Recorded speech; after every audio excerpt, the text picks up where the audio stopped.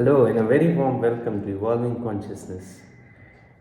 This is the part 2 of that video which I made on transcending difficulties. So we were talking about the different beliefs, the different mental routines which we can sort of install in our consciousness which can help us navigate through difficulties and transcend the whole aspect of suffering.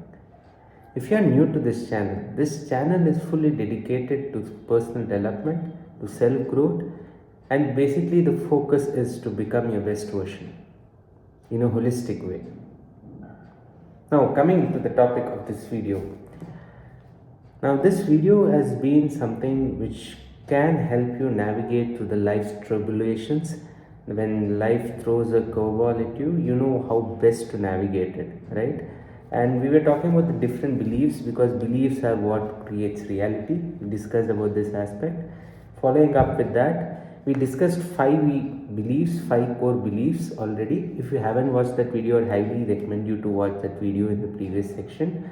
And now let's go to the belief number 6. Belief number 6 talks about heroes are born in hard times. Now, if you just contemplate on history, on the greatest legends, if you talk about Mahatma Gandhi, if you could talk about Nelson Mandela became Nelson Mandela on Robben Island, right? When he went through all the hardships, all the gruesome torture in the jail, that's what forged his character, because hard times forge your character. I'm reminded of a beautiful analogy, a metamorphical analogy, which says that if you subject coal to a lot of pressure, a lot of high pressure, that coal ultimately metamorphizes into diamond, right? And this is analogy holds true for also the pearls and the gemstones, right? It is always found under high pressure. When you cultivate this attitude, when you cultivate this kind of a perspective on the challenges of life, you completely shift your lens. Because as they say, when the life gets blurry, adjust your focus, right? When there is no clarity about life, when you feel that you are lost, I think it's high time at that point of time that we start adjusting our focus. The more adjust we do our focus, the more adjusted our priorities are, the more organized our life will eventually become. So this is something which we sort of need to think about, because we are thinking beings, right? And thought alone cannot do anything unless we make that a part of our actions. Actions are always preceded by thoughts. Thought is an indispensable part of that action. You cannot just act without thought. So thinking is the first step, but certainly not the last. Action is necessary, and action stems out of subconscious beliefs, subconscious hardwiring which we have been subjected through right from our childhood.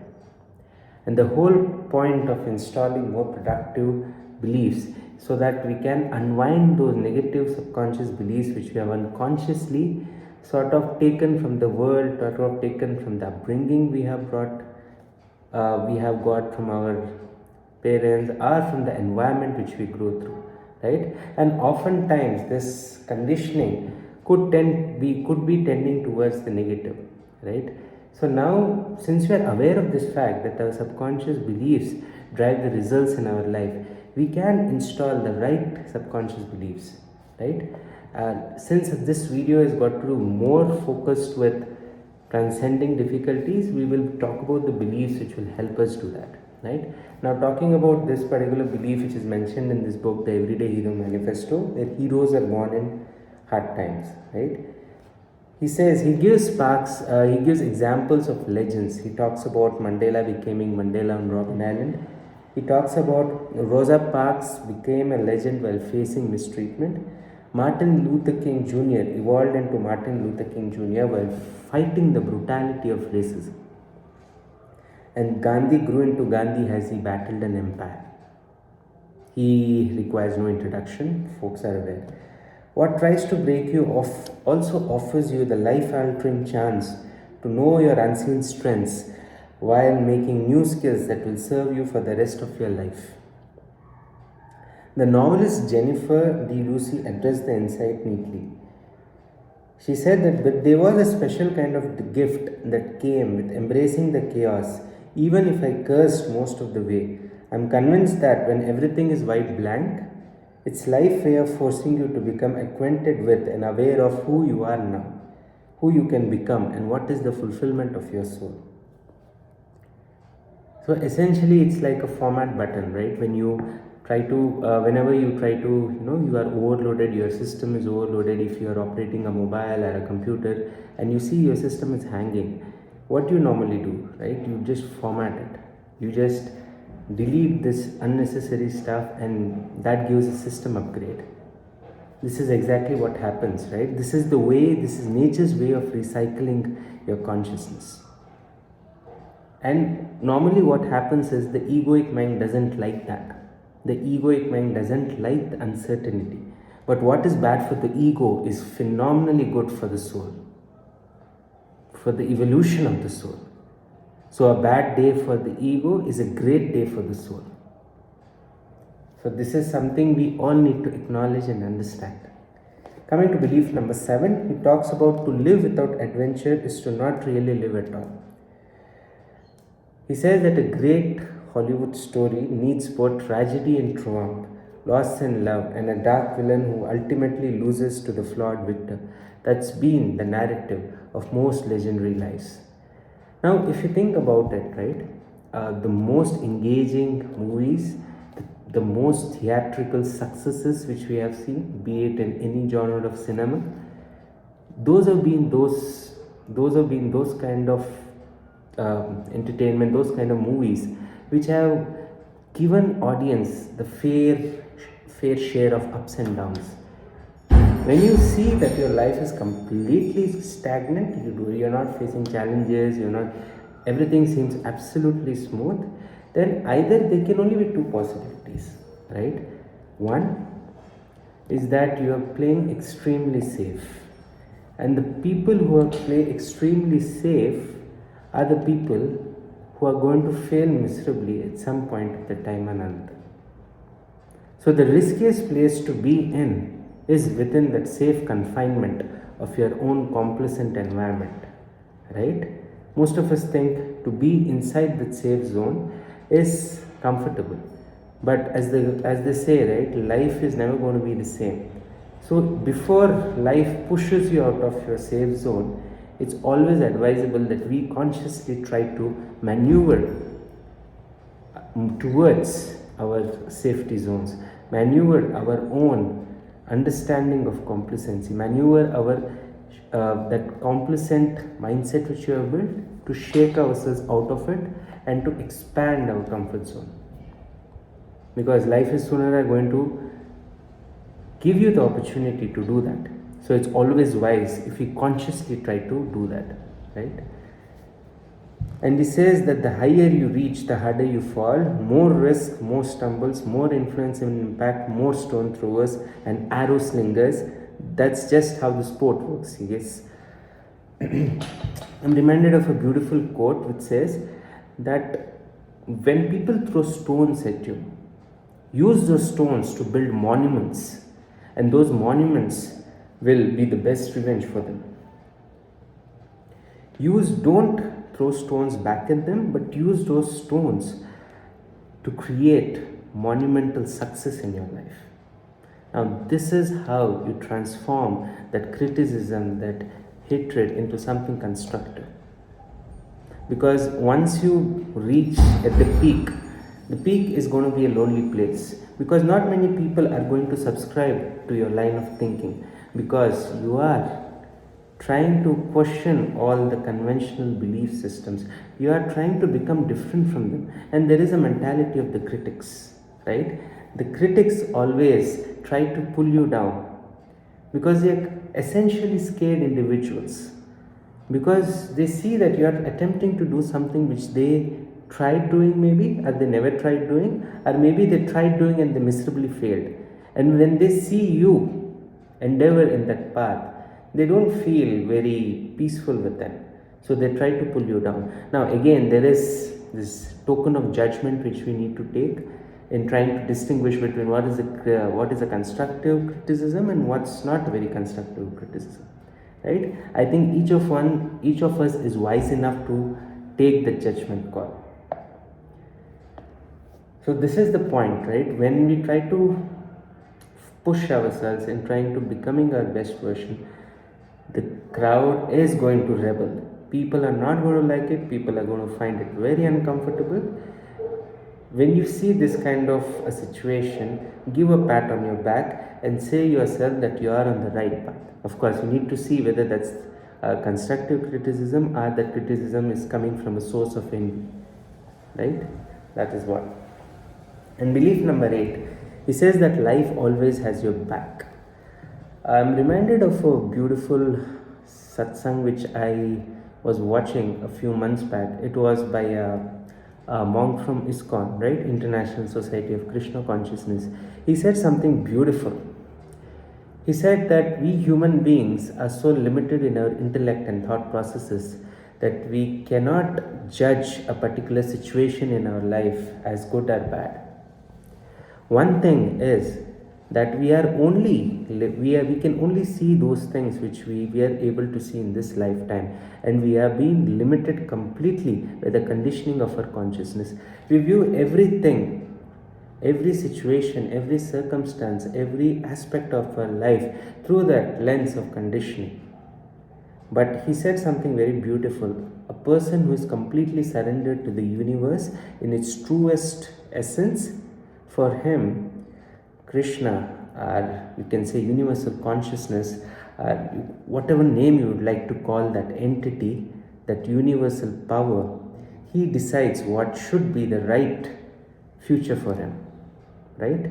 And he says something very beautiful, that he sees your past, he sees your future, and based on that, he orchestrates your present reality. Based on the things which happened in the past, and based on where you need to progress as a soul, what would your future outcome be? Based on these two sample points, your present reality is orchestrated. Now this I found really engaging. I mean, this particular thought itself gives us a sense of deep optimism and a deep sense of hope and relief that there is someone up there who is looking up to you, who's saying that I'm there for you. Even though at times you might feel we are all alone, we are lost in the midst of chaos. But there is someone up there who is looking at you 24/7. Right? And there's another beautiful story wherein there's this person who was a very close friend of, he was a devotee of God, and God and him used to travel across the beaches, right? And what used to happen was, when the times were good, he noticed that the footprints of both him and God were visible on the surface of that wet sand. But when times were not so good in his life, he could only see a pair of footprints over that wet sand. Now, he was of the opinion that maybe when times were not good, God left him and he was all alone. So he complained and cribbed about the fact that why is this the case? Because he was of the opinion that God is unconditional, is someone who can provide me unconditional love and support and be there for me no matter what. And why this thing happened? Then one fine day, God appears in his dream and tells him that those footprints which he sees on the wet sand, those footprints are actually not his, but it's God's himself. And during those times of difficulty, God is carrying that person and walking. So that's the reason he cannot see the footprints in the wet sand. So this is how our limited intellect understands things. At times we feel that God is not with us, everything is going topsy-turvy, things are chaotic, nothing is happening as we expected it to be. But there needs to be this kind of a deep realization that what is good for you will eventually happen to you. You just need to have a deep sense of conviction and surrender to that universe. So this is all about this belief number 8, life always has your back. He says that even when you don't feel your higher power is protecting you and your guardian agents are watching over you, they are. As a matter of fact, you will be closest to the heavens of your strongest self at the very time that you feel most alone. Also remember that the ego screams loudest when its death is closest. It's as good as saying the quote that the night is the darkest just before the beginning of a dawn. It's as simple as that. And coming to belief number 9. So he says this: life's too short to take tragedy too seriously. Now, this whole concept of mortality, right? So, whenever we talk about mortality, there is a lot of negative connotations associated with it. It is, whenever we talk about death, right? It's but natural to feel negative about it, because this whole identity which we have, all the happiness and sorrow, is linked to that identity of the self. You associate your thoughts, your memories to a particular person in your mind. And death is basically the completion, death is basically the complete destruction, the annihilation of that particular identity. In a second, that person is gone, right? And this particular thought of complete destruction of that particular identity itself causes a lot of turmoil within us. But if you look at this particular concept of mortality from a different viewpoint, you will understand that because we are mortals, it gives us more reason to stop cribbing and stop complaining about life, because life is short, right? And if we take things too seriously, life is not going to take us seriously, right? As they say, the people who take themselves too seriously, no one else takes them as seriously.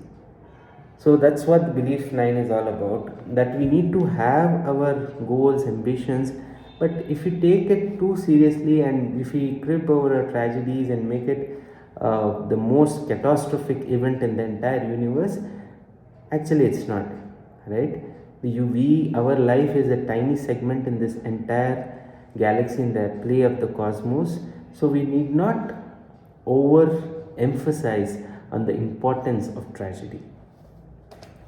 And as Lucy Hay in this book, You Can Heal Yourself, You Can Heal Your Life, she says something beautiful, that even tragedy can become comedy. I'm reminded of a person called Normal Cuisine. So he was a salesman in the United States. He had this autoimmune disorder, which sort of mandated 38 painkillers to be injected in his body. And this person was given a sort of a dictum, wherein he was said he had only 3 to 4 months to survive, right? 3 to 4 months of life remaining for him, after which he would succumb to a natural death due to that disease. But this person did something very interesting. He had sort of booked a room in a hotel, wherein he had ordered a television set, and in that he only watched comedy shows 24/7. And to the absolute awe and surprise of people, he completely cured his autoimmune disease just from the power of laughter. That's the power of our thought process, that's the power of our thinking. He didn't take his tragedy, he didn't take what his doctors were saying or what his condition told him at that point of time seriously. He had a deep belief that he can change the situation if from a particular change in the thought process, from a particular change in the neurochemistry of his body, and he took action for it, and he cured himself. And he is the author of this phenomenal, mind-blowing book called the Analogy of Illness. It's Normal Cuisine. You can always Google it. And as a matter of fact, one of the most glorious gifts one past child delivered to me was getting to a place where even if I lost everything I had earned and all I possessed, I'll still be completely fine. So I'm now so grateful for that tragedy because it freed me.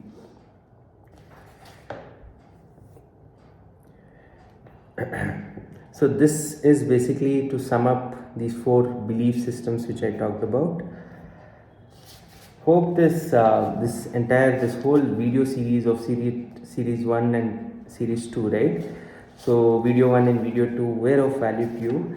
And about difficulties, right? If you start enjoying your difficulties, then you will not suffer. You will still have pain, but whether that pain becomes into suffering is something which you can intellectually, consciously choose. So thank you so much. I think it was a bit of a long video, but hope this video was of value to you.